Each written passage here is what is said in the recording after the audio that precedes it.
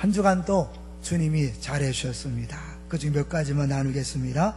첫 번째로는 우리 분립교척한 교회, 또 개척한 교회들에게 좋은 소식이 들려오고 있습니다.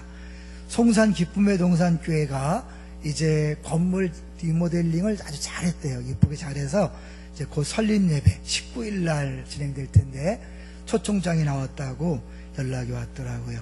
감사하고요. 또 파주 기쁨의 동산교회는 그 동네 입구에 있는 교회를 샀답니다. 그래서 예배 처소가 확보되었다는 이야기를 들었습니다. 감사하고요. 계속해서 기도해 주십시오. 두 번째로는 아마 오늘부터 활동을 했을 텐데요. 예쁨소라고 뜻이 예수로 섬기는 기쁨의 동산교회를 소개합니다. 그런 거래요. 안내 부스가 설치될 것이고 또 우리 전도팀에서 브로셔를 만드셔서 최선을 다해서 교회를 소개하고 안내하는 그런 일들을 잘해줘서 감사합니다. 우리 모든 성도들이 할 일은 제발 인상 쓰지 말고 웃는 겁니다. 자꾸 웃으시기 바랍니다. 세 번째로는 이제 제가 어제 결혼 기념일이었어요. 89년도에 결혼했으니까 햇수로 30년 됐네요. 5월 5일이라서 늘 애들하고 갈등이 있었는데 그 갈등이 사라졌습니다. 애들이 다 크고 나니까. 그래서 근데 하나님이 가정을 주시고 자녀를 주시고 또 교회를 섬길 수 있는 그 모든 것들이, 그러니까 하나에 감사하면 다른 것들이 다 감사되는 거 아시죠? 하나를 불평하면 다 불평이 옵니다. 내게 주어진 것을 감사하는 것부터 시작하면 모든 것의 감사가 다시 회복될 것입니다. 오늘 제목을 한번 보겠습니다. 오늘 제목이 뭡니까? 십자가에서의 약속입니다. 말씀을 준비하면서 예전에 어머니가 꿈꾼 이야기 하신 것이 기억났어요. 가끔 간증했지만 저희 아버지는 교회를 한 번도 가본 적이 없습니다. 병들어서 이제 고생하시다가 병상에서 예수를 만나고 그리고 예수 믿고 돌아가셨죠. 근데 어머니도 그게 늘 마음에 걸렸나 봐요. 어느 날 이제 꿈을 꿨는데 아버지가 하얀 옷을 입고 타작마당에 환하게 웃고 계신 것을 봤다. 너무너무 좋아하시는 거 있죠. 천국에 분명히 간 것 같다. 이제 사실은 교회 한 번도 안 갔는데 정말 천국 갔을까? 이런 것이 사람들에게 늘 마음에 부담이 되죠. 아마 우리 중에도 그 부모님들이 돌아가시 직전에 예수를 영접했는데 교회를 한 번도 가본 적이 없고 또 병상에서도 구체적으로 예수님을 믿는다는 소리를 잘 안 하시고 또 왔다 갔다 하시고 그렇기 때문에 불안하신 분들이 있을지 모르는데요. 오늘 본문이 그 모든 불안과 의심을 해소시켜 주리라고 분명히 믿습니다. 자, 이제 오늘 본문을 한번 보겠습니다. 오늘 본문은요, 사실은 정말 우리가 구원받는 것이 우리의 행위가 아니라 조건이 아니라 어떤 근거가 아니라 전적으로 은혜임을 보여주는 아주 대표적인 본문이죠. 자, 오늘 32절을 보겠습니다. 32절 시작. 또 다른 두 행악자도 사형을 받게 되어 예수와 함께 끌려가니라. 33절. 해골이라는 곳에 이르러 거기서 예수를 십자가에 못 박고 두 행악자도 그렇게 하니 하나는 우편에 하나는 좌편에 있더라. 이게 오늘 본문의 백그라운드, 백이에요. 예수님이 십자가에 달리시고 좌우편에 사형수들이 십자가 못 박혔습니다. 그런데 좌편 우편 하면 혹시 기억나는 성경이 있습니까? 예수님의 제자들 중에 야고보와 요한의 어머니가 찾아와서 치맛바람을 썼잖아요. 당신의 나라에 임하실 때에 하나들은 우편에 하나들은 좌편에 앉게 해달라. 결국 좌편과 우편은 결국 왕의 좌우의 자리를 이야기하는 것이기 때문에 이 사형을 집행하는 사람들이 의도적으로 예수님을 조롱하기 위해서 예수님을 가운데 두고 좌우편에 진짜 사형수들을 그렇게 배치한 거죠. 그리고 폐는 뭐라고 썼어요? 유대인의 왕이라 쓴 거죠.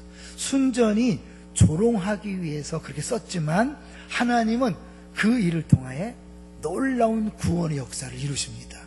조롱하기 위해 두 사람을 세웠는데 그 중에 한 명이 그 자리에서 구원을 받은 거예요. 얼마나 놀라워요. 결론부터 얘기하면 자, 43절을 보세요.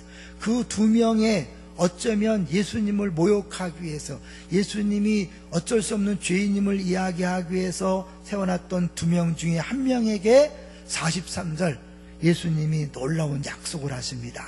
시작. 예수께서 이르시되 내가 진실로 내게 이르노니 오늘 내가 나와 함께 낙원에 있으리라 하시니라. 내가 진실로 내게 이르노니 오늘, 앞으로 한 달 뒤, 1년 뒤 네가 신앙생활을 열심히 하는 거 본 다음에 가는 게 아니라 오늘, 일생 동안 죄만 졌던 내가 오늘, 바로 오늘 나와 함께 예수님이 계신 그곳에 들어간다고 약속하고 있습니다. 예수님의 약속이니까 허튼 소리가 아니잖아요. 반드시 그렇게 된 줄로 믿습니다. 근데 이 사람은 예수님 옆에서 정말 일생 동안 죄만 짓다가 그 죄 때문에 죽어가던 사람이었어요. 자, 그러면 이제 배경을 한번 보고 실제로 한번 내용을 보도록 하겠습니다. 두 개의 극단적인 대조를 누가가 의도적으로 보여주고 있어요. 첫 번째 대조는 예수님과 수많은 무리들을 대비시키고 있는 거예요. 자, 예수님에 대하여 모든 사람들이 어떻게 말합니까? 다 조롱해요. 자, 우리 35절부터 볼까요? 35절 시작. 백성은 서서 구경하는데 관리들은 비웃어 이르되 저가 남을 구원하였으니 만일 하나님이 택하신 자 그리스도이면 자신도 구원할지어다 하고, 백성들이 구경하면서 다 비웃습니다. 관리들도 비웃습니다. 군인들도 희롱하죠. 36절 시작. 군인들도 희롱하면서 나와 신 포도주를 주며 37절 이르되 내가 만일 유대인의 왕이면 내가 너를 구원하라 하더라. 38절에 보면 그의 위에 이는 유대인의 왕이라 쓴 패가 있더라. 그 유대인의 왕이라 쓴 패를 보면서 야, 네가 왕이잖아, 네가 왕이라면 너부터 구원해라. 그런데 그것에 대하여 십자가에 달린 행악자도 동일하게 비난합니다. 39절 볼까요? 시작. 달린 행악자 중 하나는 비방하여 이르되 내가 그리스도가 아니냐 너와 우리를 구원하라 하되. 이제 마태복음 마가복음에는 이 두 명이 모두 다 예수님을 비방했다, 조롱했다 이렇게 나와 있어요. 그리고 그 중에 한 명이 구원받은 것은 누가복음만 기록합니다. 이 누가복음이 도저히 구원받을 만한 자격이 없는 사람들이 구원받은 것을 계속 의도적으로 쭉 쓰고 있거든요. 지난주에 기억하십니까? 지난주에 누가 구원받았죠? 소경 맹인, 소경 거지가 구원받았잖아요. 구원의 조건이 전혀 없는 그가 구원받은 사건을 얘기했어요. 오늘은 구원 조건이 더 없는 진짜 막장 인생을 어떻게 예수님이 구원하셨는가를 보여주고 있는 거예요. 자, 그런데 마태와 마가에서는 두 사람 다 비난했다 그랬는데 왜 누가에서는 한 사람이 다른 말을 했다고 나올까요? 그랬다는 거죠, 실제로. 자, 그러면 40절 또 다른 강도는 어떻게 얘기했나 볼까요? 40절 시작. 하나는 그 사람을 꾸짖어 이르되 내가 동일한 정죄를 믿고 갖고서도 하나님을 두려워하지 아니하느냐. 어떻게 갑자기 변했을까요? 근데 41절을 보시면 약간 힌트가 나와요. 41절 시작. 우리는 우리가 행한 일에 상당한 보응을 받는 것이니 이에 당연하거니와 이 사람이 행한 것은 옳지 않은 것이 없느니라 하고. 도대체 무슨 일이 있길래 계속 비난하던 두 명 중에 한 명이 이렇게 다른 반응을 보일까요? 아까 처음에 대조는 수많은 무리들이 예수님을 조롱하는데 그 조롱하는 무리에 대비해서 예수님은 똑같은 방식으로 욕하지 아니하고 오히려 뭐예요? 용서를 선포합니다. 이 배경을 볼까요? 자, 34절을 보세요. 그렇게 모든 사람이 예수님에 대하여 비난하고 조롱하는데 예수님은 전혀 다른 태도를 취하십니다. 34절 시작. 이에 예수께서 이르시되 아버지 알지 못함이니이다 하시더라. 그들이 그의 옷을 나눠 제비 뽑을새. 모든 군중들, 모든 무리들과 전혀 다른 예수님의 모습을 대비시키고 있는 거죠. 그러고 나서 또 다른 대비가 뭐냐면 2명의 그 사형수들을 대비시켜요. 그러면 이렇게 비난하던 사형 중에 한 명은 왜 마음이 바뀌었을까? 그걸 알 수 있는 딱 하나의 근거는 뭐냐면 예수님께서 십자가상에서 첫 번째 하셨던 말씀인 34절이에요. 예수님 모두 7번을 말씀하셨어요. 첫 번째 말씀이 바로 34절이에요. 7번 중에 첫 번째, 아버지 저들을 사하여 주옵소서, 자기들이 하는 것을 알지 못함이니이다. 모든 사람이 십자가에 달리면요, 자기 죄를 인정하는 것이 아니라 고통스럽고 힘드니까 뭐든지 욕하고 비난하고 자기 죄가 없다고 얘기하는 건데, 예수님도 동일하게 그런 모습을 보이는 것이 아니라 오히려 자기를 욕하고 비난한 사람들을 욕하는 것이 아니라 저들을 용서해 달라고, 저들이 하는 짓을 알지 못한다고 하는 거예요. 그 말씀을 듣는 순간 성령이 역사한 거죠. 그 말씀을 똑같이 2명이 들었는데 한 강도에게만 이런 반응이 나타났다는 것은 은혜라는 걸 얘기하는 거죠. 그래서 그가 성령이 역사하니까 그의 깨달음이 뭐냐면, 다시 한번 41절 보세요. 이런 깨달음이 온 거예요. 우리는 우리가 행한 일에 상당한 보응을 받는 것이니 이에 당연하거니와. 일단 구원받기 위해서 가장 먼저 주님이 하시는 일은 뭐냐면 자기가 죄인임을 깨닫는 거예요. 내가 죄인임을 깨달아야 구원자를 붙잡잖아요. 구원자를 부르잖아요. 예수를 부르는 사람 누가 불러요? 내가 죄인인데 이 죄에서 나를 구원할 사람이 없습니다. 그래서 예수를 부르는 거거든요. 예수님 말씀했어요. 내가 온 것은 죄인을 부르러 왔다. 그러니까 내가 만약에 내가 의사로 왔는데 내가 건강한 사람입니다, 죄 없는 사람입니다 하면 예수님 필요 없는 거예요. 그래서 먼저 자기가 죄인임을 인정해야 되는데, 이 또 하나의 강도는 자기가 당연히 받을 벌을 받는다고 고백하는 거예요. 상당한 보응을 받는 것이니 이에 당연하거니와, 그 다음에 이 사람이 행한 것은 옳지 않은 것이 없느니라 하고. 그러면 이 말 한다는 것은 이 사형수도 예수님을 평상시에 알았다는 거, 몰랐다는 거예요? 알았다는 거죠.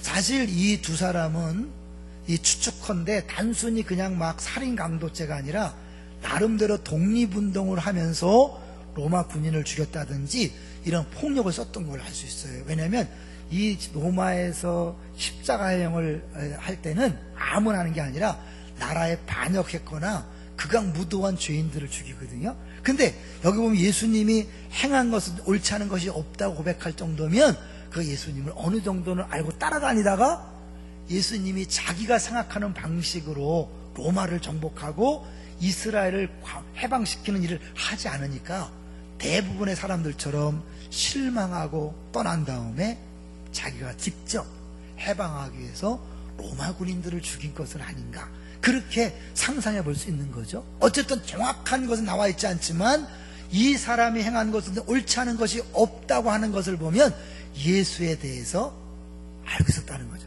근데 그도 실망했고 욕했고 좌절했지만 예수님께서 저들의 죄를 사하여 주옵소서, 그렇게 선포하는 모습을 보면서 그 말씀을 들으면서 깨달음이 온 거죠. 빛이 비친 거죠. 그 한마디에 성령의 역사가 나타난 거죠. 사실 예수님의 제자들은 3년 반 동안 예수님을 따라다녔지만 이 부분을 깨닫지 못한 거예요. 그러니까 그들은 예수님 죽으실 때 도망갔잖아요. 예수님 부활했을 때도 무서워 벌벌 떨었잖아요. 성령께서 오신 다음에야 성령의 깨닫게 하심을 따라서 예수님의 죽으심의 의미와 부활의 의미를 알았는데, 이 사람은 그 죽는 자리에서 그걸 깨달은 거죠. 대단한 거죠. 목사님 너무 확대 해석이 아닙니까? 아니에요. 이런 은혜가 임할 때 이런 일이 벌어지는 걸 또 밑에 보여주는데요. 47절 보세요. 47절 같이 읽어볼까요? 시작. 백부장이 그 된 일을 보고 하나님께 영광을 돌려 이르되 이 사람은 정령 의인이었도다. 유대인도 아니에요. 로마 장교인 백부장이 예수님 죽는 모습, 다른 사람도 네가 구원자라면, 왕이라면 너부터 구원해봐라, 구원자라 그러면서 자기도 구원하지 못하는 정말 우스운 모습 앞에 실망하는데, 오히려 그렇게 죽는 모습을 보면서 하나님, 다 마가복음에 하나님의 아들이었다, 오늘 보면은 정령 의인이었다, 이런 깨달음이 오는 사람이 있는 거예요. 뭐예요? 특별한 은혜가 임할 때 그런 거죠. 하나 더 볼까요? 50절을 보세요. 다른 사람은 도저히 찾아오지 못하고 도망갔는데 50절, 공의 의원으로 선하고 의로운 요셉이라 하는 사람이, 이 사람이 어떻게 해요? 빌라도에 가서 예수님의 시신을 달라고 합니다. 보통 믿음이 아니면 안 되는 거죠. 결국 이 세 사람, 이 옆에 예수님 옆에 죽다가 구원받은 강도나 백부장이나 이 공의 의원 요셉이라는 건 모든 사람들이 예수님이 누군지 알지 못하고 깨닫지 못하는 그 순간에 예수님이 누구인지를 아는 특별한 은혜를 경험했기 때문에 이 강도가 예수님의 말씀을 듣고 변화됐다는 것을 충분히 우리가 이해할 수 있는 거죠. 그가 변화되었다는 알 수 있는 또 다른 중요한 근거는 42절이에요. 그가 하는 용어를 보세요. 42절 시작. 이르되 예수여 당신의 나라에 임하실 때에 나를 기억하소서 하니, 누구 나라? 당신의 나라예요. 예수님이 계속해서 하나님 나라에 대해 얘기했지만 유대인들과 많은 사람들, 정치적 메시아를 기대했던 사람들은 예수님이 로마를 뒤집어 풀 줄 알았어요. 폭력으로, 정치력으로, 군사력으로 세상을 뒤집어 풀 줄 알았어요. 예수님 계속 아니라 그랬어요. 이 사람도 실망했었는데 예수님 십자가에 못 박혀 죽으시면서 자기를 변호하고 자기를 주장하는 것이 아니라 오히려 저들의 죄를 용서해 주옵소서, 저들이 알지 못해 저럽니다. 이분이 평상시에 얘기했던 대로 우리의 죄를 위하여 죽으러 오신 분 맞구나. 그러면서 예수님이 세우시려는 나라는 우리가 생각하는 폭력적이고 정치적이고 경제적인 나라가 아니라 다른 나라였구나. 그거를 막 깨달은. 사울이 예수님을 핍박하다가 다메섹 도상에서 예수를 만나는 순간 뒤집어진 것처럼 얼마든지 하나님은 한순간에 사람을 변화시킬 수 있습니다. 믿습니까? 그래서 우리는 누구도 포기할 수 없어요. 일생 동안 저 인간은 도저히 구원받을 수 없어. 말도 안 돼. 교회 나올 사람이 아니야. 예수 믿을 사람이 아니야. 그러나 그런 사람은 이 세상에 애들 말로 일도 없는 거예요. 이 마지막 막차를 타고 구원 열차의 막차를 탄 이 막장 인생, 그것도 뭐예요? 막간의 순간에, 쓰리 막이에요. 막장 인생이 막간, 죽기 직전의 막간의 시간에 예수님의 용서에 대한 선포를 듣고 성령의 역사로 변화되어 구원 열차 막차를 탄 것과 같은 거죠. 그러니까 우리 주변에 저 인간은 안 돼, 아무리 기도해도 안 돼, 아무리 전도해도 안 돼, 아무리 호박죽 갖다 줘도 안 돼, 저 인간은 포기야. 그럴 사람이 있다 없다? 없다는 거죠. 왜요? 이 마지막에 하나님이 그를 변화시켜서 구원하시는 모습을 볼 때 우리 중에 어떤 사람도 절대로 포기할 수 없다는 것을 보여주고 있는 거죠. 근데 여기서 또 이런 사람이 있을 거예요. 야, 그래? 마지막에 예수 믿는다 그러면 구원받아? 그러면 뭐하러 일찍 예수 믿냐?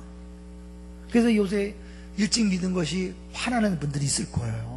어차피 똑같이 천국 간다면 왜 일찍 믿어갖고 이 비 오는 날 교회 나와야 되고, 연휴 때 누구는 공항에서 무슨 애들 데리고 한다는데 나는 그것도 못하고 왜 이렇게 재수가 없냐, 이런 사람이 있을지 몰라. 나도 좀 늦게 죽을 때 세상 죄를 마음껏 짓다가 누리다가 마지막에 천국 가면 되지 않나? 어때, 그렇게 생각하지 않나요? 포도원 품꾼에 비유해서 우리가 말씀하고 있죠. 새벽에 부름받은 일꾼과 마지막 1시간 남기고 부름받은 일꾼, 어떻게 보면 불공평해. 똑같이 한 대나 할 수 있습니까? 그런데 우리가 이미 설교를 들었죠. 차이가 뭡니까? 새벽 일찍 부름받은 품꾼은 하루 종일 룰루랄라. 왜? 내가 이제 품삯을 받으면 집에 여우 같은 아내와 토끼 같은 자식을 먹여 살릴 수 있다. 하루 종일 신나게 일한단 말이에요. 그러나 마지막 1시간 남겨놓고 부름받은 사람은 하루 종일 어땠을까요? 야, 우리 애들 어떡하냐, 우리 아내 어떡하냐, 내가 이제 돈을 못 벌면 큰일 나는데, 그러면서 하루 종일 근심 걱정과 스트레스에 시달리다가 마지막 순간에 부름받아서 기뻐하는 거예요. 어떤 생활이 더 좋을까요, 여러분? 하루 종일 고생하다가 그러다가 근심하다 걱정하다가 마지막 기뻐하는 사람이 될래요? 아니면 새벽보다 신나고 즐겁게 일하는 사람이 될래요? 물론 따지고 보면 그 때 앞에 일한 그 수고가 아까울 수 있겠죠. 그러나 그것은요, 단순히 수고가 아니죠. 기쁨이죠. 일하는 순간순간마다 나를 불러주신 그 주인에게 감사하고, 일할 수 있다는 것이 감사하고, 일할 수 있는 건강이 감사하고, 할렐루야. 여러분 잘하셔야 돼요. 일찍 부른 것이 얼마나 은혜인지 몰라요. 마지막 부름받은 건 특별한 은혜지만 우리가 받은 은혜는 너무나 놀라운 은혜인 거예요.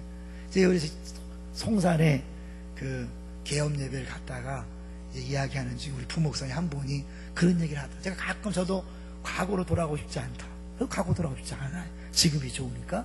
그랬더니 그걸 따라서 얘기하더라고요. 나도 담임 목사님처럼 과거로 돌아가고 싶지 않다. 왜냐하면 과거가 너무 힘들었기 때문에, 너무 고통스럽기 때문에 지금이 오히려 전성기다. 작년이 최고의 전성기였다면 올해는 더 좋은 전성기다. 이렇게 고백하더라고요. 여러분, 예수 믿는 게 이런 거예요. 한 해가 갈수록 더 신나고 즐거운 것이 예수 믿는 사람의 모습입니다. 만약에 여러분 옛날에 왕년에는 내가 좋았는데 이분은 뭔가 문제가 있는 거예요. 천국은요 그렇게 시시한 곳이 아니에요.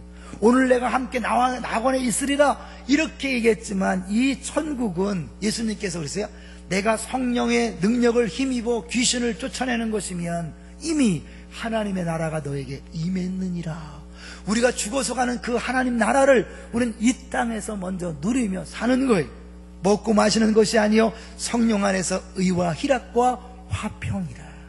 우리가 죽어서 간다고 생각하는 그 나라, 지금 예수 믿으면 이 땅에서도 누릴 수 있는 것입니다. 할렐루야. 그것을 여러분이 못 누릴 때 세상 사람들이 부러워지는 거예요. 이스라엘 백성이 애굽을 나와서 가나안 땅에 들어가야 되는데 거길 못 들어가고 광야에서 헤매니까 자꾸 애굽 생각이 나는 거예요.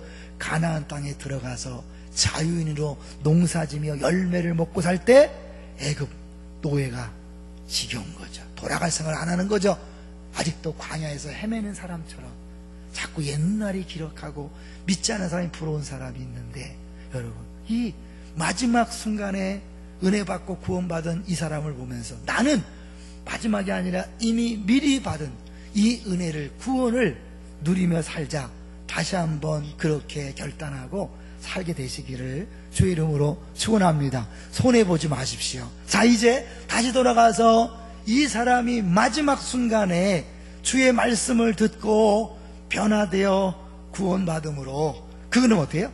예수님께 이런 약속을 하십니다. 43절 시작. 예수께서 이르시되 내가 진실로 내게 이르노니 오늘 내가 나와 함께 낙원에 있으리라. 그 예수님도 좀 너무한 거 아니에요? 어떻게 평생 죄를 진 사람을 그냥 천국에 집어넣을 수 있을까요? 이거는 다른 사람이 할 수 있는 약속이 아니죠. 누구만 할 수 있는 약속이에요? 예수님만. 왜요? 예수님이 그 강도의 죄를 지금 대신 고난받고 죽고 있잖아요. 그 강도가 죽는 것은요 단순히 그가 육체적인 고통을 당하는 것으로 끝날 죄가 아닌 거예요. 이 우리 모든 인류가 당할 죄는 단순히 육체적 고통의 문제가 아니라 하나님 앞에 범죄한 거기 때문에 그 정도로 해결될 죄가 아니에요. 영원토록 지옥에서 형벌 받아야 마땅한 죄인 거예요. 이해되세요? 그가 십자가에 죽으니까 자기 죄를 대가를 치른 게 아니냐? 아닙니다. 몰라서 그런 거죠. 우리가 지은 죄는 십자가에 못 박혀 죽어도 100번 죽어도 해결이 안 되는 죄입니다. 그래서 영원토록 지옥에서 고통받아야 될 만큼 큰 죄라는 것을 이야기하고, 그 죄는 예수님 외에는 해결할 분이 없는 거예요. 믿습니까? 그래서 하나님의 아들이, 하나님이신 그분이 사람 몸을 입고 이 땅에 오셔서 우리 대신 죽지 않으면 안 되는 그런 심각한 죄란 말이에요. 그 죄를 친히 담당하시기 때문에 내가 너를 용서한다. 너 나와 함께 낙원에 있다. 다른 누구도 약속할 수 없는, 예수님만이 할 수 있는 약속이죠.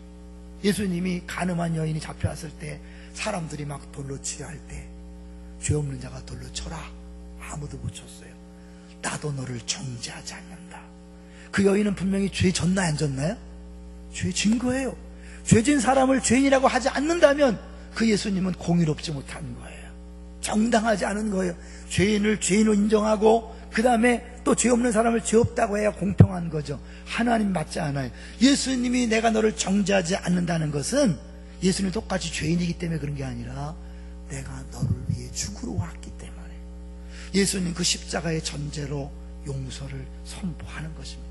이 강도에게, 사형수에게 예수님이 약속을 선포할 수 있는 이유는 그 자리에서 예수님이 죽는 이유가 바로 너를 위한 죽음이기 때문에 내가 너한테 약속한다. 내가 오늘 나와 함께 낙원에 있으리라. 예수를 오래 믿어서 낙원에 가는 게 아닙니다. 예수 믿는 순간 구원을 받는 거예요. 여러분이 언제 처음 예수를 믿었습니까? 그 순간 여러분은 하나님 백성이 된 줄로 믿습니다. 천국 백성이 된 줄로 믿습니다. 그래서 지금 죽어도 천국 가는 걸, 영생은 언제부터 시작됩니까? 죽은 다음에 시작되는 게 아니라 예수 믿는 그 순간부터 시작되는 거예요. 60만 버들 뿐이죠.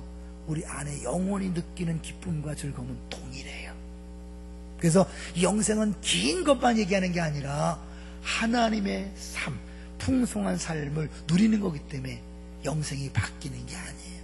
예수 믿는 그 순간 주어지는 영생, 내가 오늘 나와 함께 예수님과 함께 거하는 그 삶이 낙원의 삶이고 영생의 삶인 줄로 믿습니다. 그것을 여러분이 지금 누리시기를 주의 이름으로 축원합니다. 흔들리지 마세요. 많은 분들에게 묻습니다. 예수 믿습니까? 구원 받았습니다. 믿는다고 그래요. 그러면 천국 갈 자신 있습니까? 갑자기 자신이라고 말해서 흔들리는 거죠. 그럼 뭐라 하냐? 열심히 믿어야지요. 맞아요? 틀려요? 틀린 거예요, 여러분. 근데 우리 어른들 물어보면 그래요. 예수 믿습니까? 네, 믿습니다. 구원 받았습니다. 그럼 구원의 확신이 있습니까? 지금 죽어도 천국 갈 자신, 그러면 또 갑자기 내가 항한 일 있잖아요. 제대로 주일날 교회 나왔나? 예배 제대로 드렸나? 맨날 싸우고 다투고 시기질도 하고 헌금 제대로 했나? 전도했나? 기도했나? 이것 때문에 어떻게 걸리는 거죠. 이것 때문에 앞으로 열심히 믿어야죠. 얼마나 열심히 믿으면 천국 갈 수 있을까요? 아무리 열심히 믿어도 천국 갈 수 있는 근거는 안 돼요. 예수님이 나를 위해 죽으신 것을 믿는 믿음 하나로 천국 가는 줄로 믿습니다. 그 얘기를 하는 거예요. 이 죄인을 통하여 하나님께서 말씀하시는 구원이, 그 복음이 무엇인가? 행위가 아니다. 우리 에베소 2장 8절 9절 계속 외우잖아요. 주일마다 외우잖아요. 너희가 그 은혜로 인하여, 은혜가 시작이에요. 은혜로 인하여 믿음으로 말미암아 구원을 얻었나니 너희에게서 난 것이 아니요, 뭐죠? 하나님의 선물이다. 근데 우리 자꾸 잊어버리고 어떻게 해요? 그렇게 매주마다 외움에도 불구하고 자꾸 내가 열심히 믿어야죠, 열심히 신앙생활 해야죠, 자꾸 열심히 생각. 아니에요. 그건 아무리 열심히 소용없는 거예요. 예수님이 나를 위해 죽으신 것을 믿기만 하면 그 믿음 하나로 목사든 처음 교회 나온 사람이든 세상에 아무리 악한 죄인이든 동일하게 믿음으로 구원받는 줄로 믿습니다. 이거를 보여주는 한 사람 이야기를 해보려고 해요. 우리 어르신들은 많이 들어본 고재봉 얘기를 하려고 합니다. 똑같이 구원받은 건 아니지만 거의 비슷한 사례가 고재봉이라는 인간이죠. 이 사람은 군대에 있을 때 대대장 집에 차출을 당했어요. 그래서 장작 패고 집안일을 거두면서 이렇게 살다가 어느 날 목이 말라서 부엌에 들어가 물을 먹다가 누룽지가 있는 걸 봤어요.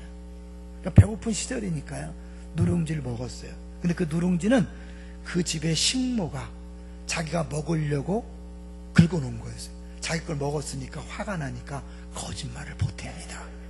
고재봉이는 도둑놈이다. 그리고 예전에 라디오가 없어졌는데 그 라디오도 저 사람이 훔쳐갔다. 그 말을 들은 대대장 부인이 그냥 괜히 화가 나니까 남편에게 뿔려서 얘기합니다. 그래서 이 대대장이 화가 나서 헌병대 찾아가서 도둑놈이다 그렇게 얘기했고, 헌병대에서 제목을 뿔려요. 그 절도범, 누룽지 먹은 게 뭔 절도범이야. 그 절도범으로 몰아가서 군법 재판에 회부하고 1년을 때립니다. 징역 1년. 누룽지 먹었다고 1년을 먹는 거예요. 1년 동안 고통스러울 때마다 일을 가는 거예요. 가만두지 않으리라, 죽여버리라. 1년 일을 갈고 나왔습니다. 1년 뒤에 나오자마자 도끼를 숨기고 밤이 되길 기다렸다가 대대장 집에 들어갑니다. 근데 이미 대대장은 교체가 된 상태를 모르는 거예요. 대대장을 죽였어요. 깨어난 부인도 죽였어요. 놀란 애들 셋도 죽였어요. 식모도 죽였어요. 6명을 도끼로 다 죽인 거예요.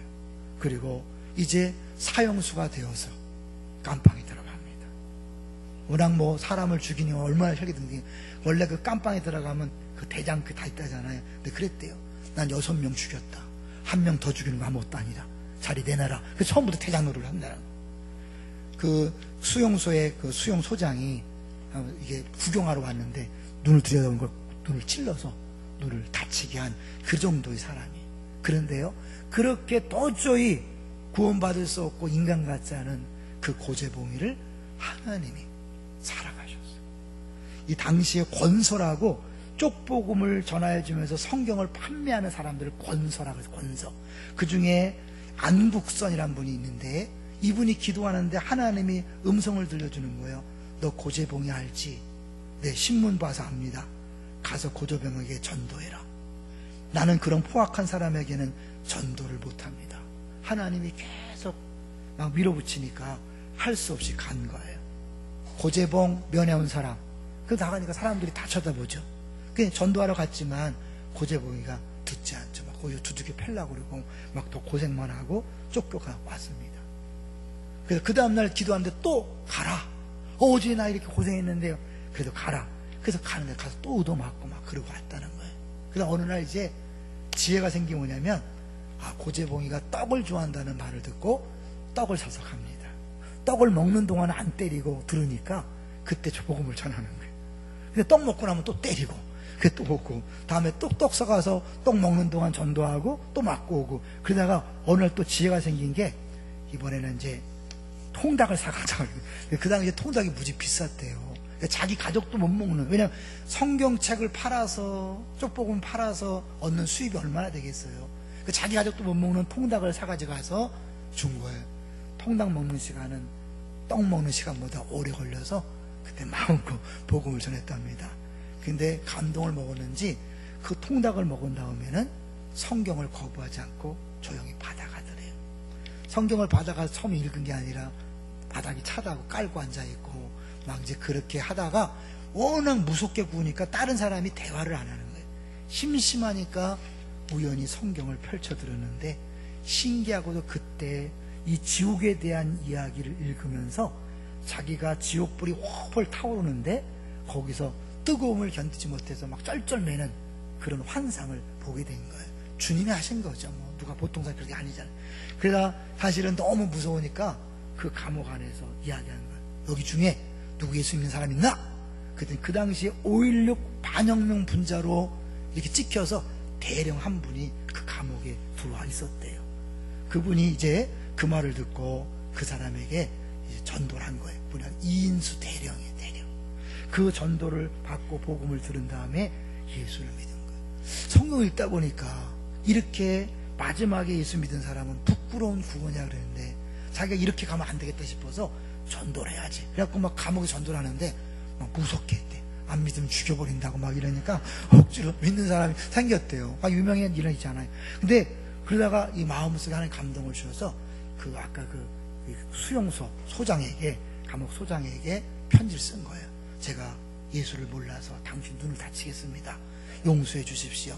제가 죽기 전에 한 가지 소원이 있습니다. 소원이 뭐냐면 죄수를 다 모아달라는 거예요. 죄수 1800명이 모이고 간수 헌병 200명이 교도소 강당에 모였대요. 거기서 이렇게 말했답니다. 눈물을 흘리면서, 여러분이 이곳에 온 것은 죄를 저질러서 이곳에 왔을 것입니다. 그러나 여러분이 죄를 지었다 하여도 나보다 더 큰 죄를 저지르지는 않았습니다. 나는 나와 무관한 사람 6사람을 도끼로 찍어서 죽였습니다. 나를 누명에 씌워 감옥에 보낸 대대장은 전근을 가고 그 대신 예수를 잘 믿는 감리교 권사 대대장 과적을 죽였습니다. 내가 이렇게 무고한 사람을 죽인 이유는 내가 예수를 믿지 않았기 때문입니다.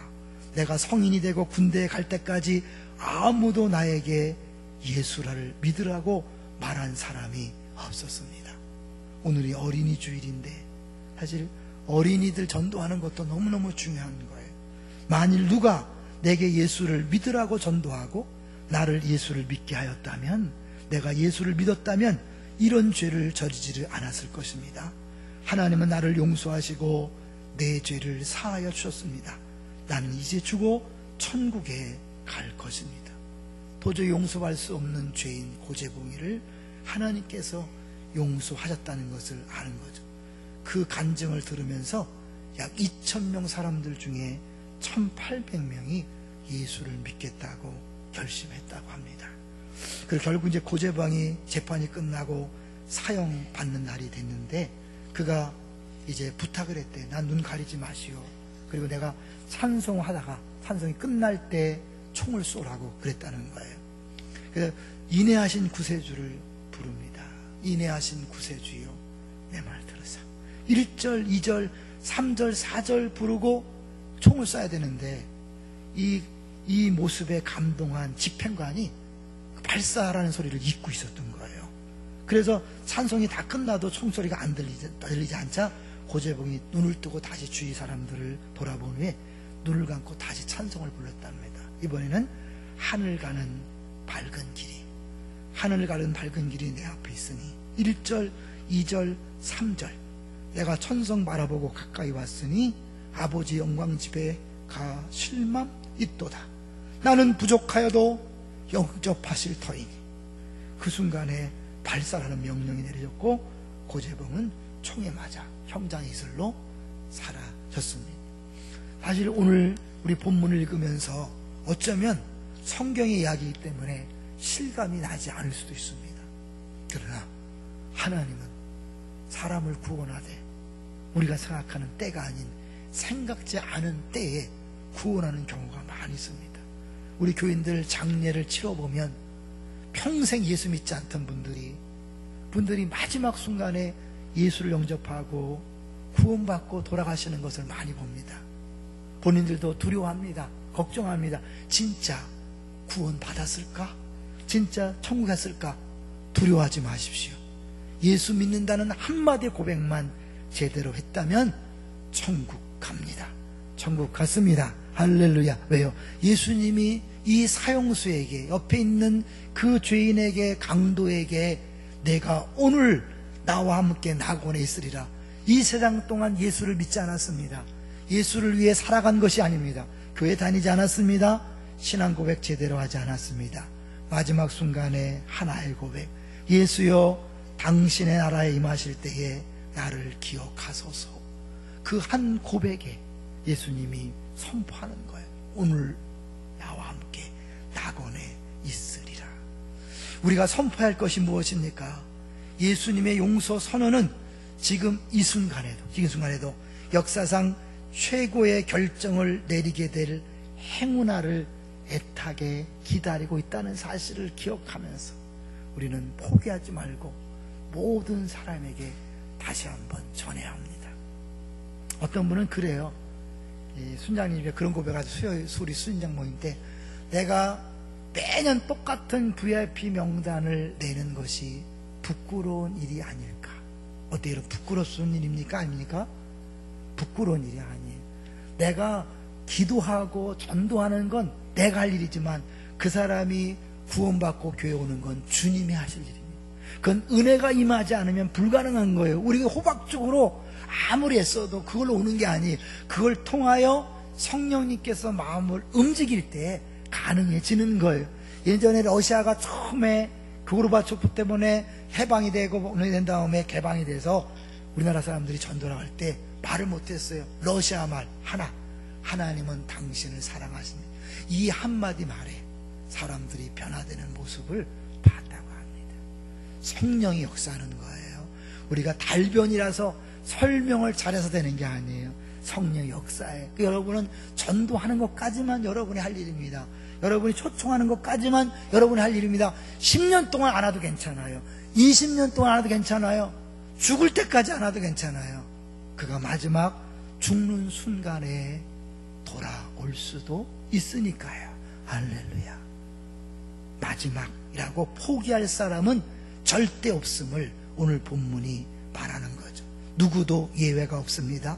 예수님이 죽어가는 십자가 바로 옆에서 예수님을 모욕하기 위하여 어쩌면 의도적으로 세우는 두 강도, 그 그 강도 중에 한 명이 똑같은 예수님의 말을 들었지만, 한 사람은 여전히 비난하고 조롱했지만, 똑같은 말을 듣고 똑같은 죽어가는 모습을 본 또 한 사람은 예수를 믿게 되었다면, 그거는 전적으로 주님이 하신 일입니다.